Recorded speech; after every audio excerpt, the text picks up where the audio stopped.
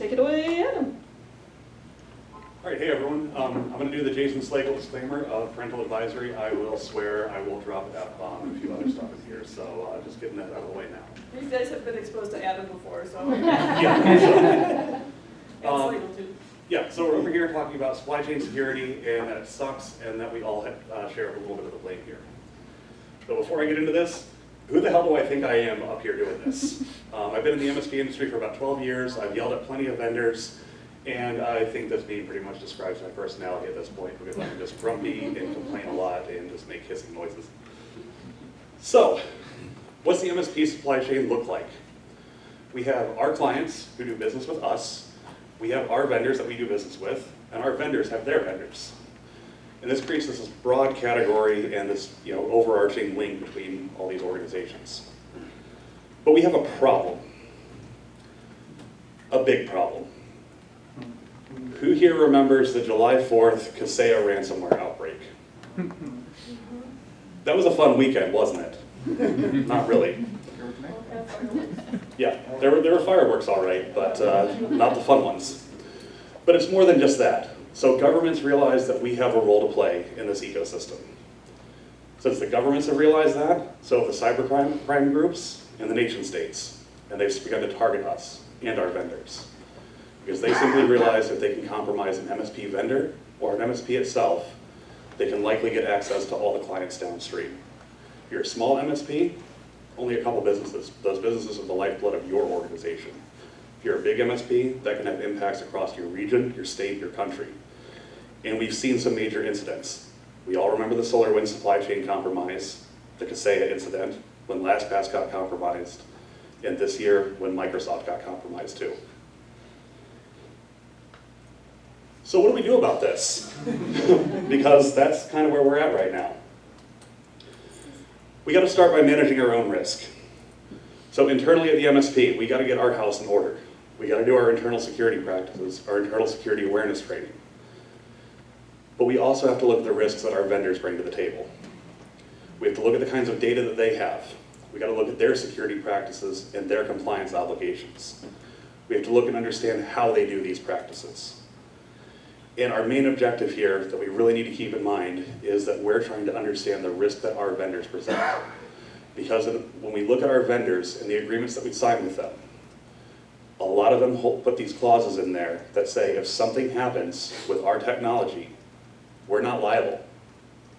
And when our clients come to the table and we go, well gee, Datto RMM had a security incident and that's how you got ransomware, they're gonna be over there going, who the fuck's Datto RMM? I don't know what this is. I know that you're my MSP and you put your tools out there and now I have ransomware. I'm suing you over this. And of course, we try to pass the blame over to our vendors. They're going to go, you signed the contract that says it's not our fault. Go pound sand. But what does this look like a little bit more in depth here? And I'm really glad that showed up really well on the slide. These questions were pulled from the Government of Australia's website, specifically questions that small businesses should be asking their MSPs. So we look at these examples here. These are pretty straightforward. How are we administrating our systems and services? How are we monitoring that? And are we regularly assessing? There's more than just these three out here, but I really like these three because these are kind of the basics out there. There's more that we can do. We'll get to that in the final slide here, but it's a starting point. We have to understand the risk we bring to the table because that risk becomes our client risk, and we need to get our house in order. But I see some vendors in the crowd here. You're not off the hook yet either. There's stuff I need from you. First off, just be clear, honest, and truthful about what you're doing. When we ask questions, we just want to understand the risks that you're bringing to our companies. It's up to us to make informed decisions based on that. But there are some bad vendors in the space. I'm not going to name names, I'm not pointing fingers. Y'all can figure it out for yourselves. But if we're out there and your sales reps are saying, oh yeah, we meet these security objectives, we'll be compliant, all this other stuff to get the sale, quit bullshitting me. You're wasting my time, you're wasting yours, and you're just making me mad at the end of the day. And when you BS me, I'm going on Reddit, I'm going in Discord, in Slack, and I'm going to complain about it. Don't. It's doing damage to you too. Just be honest and truthful about what's going on. And be transparent. If you're working on something, just tell me that you're working on it. If you're not working on it, tell me you're not working on it.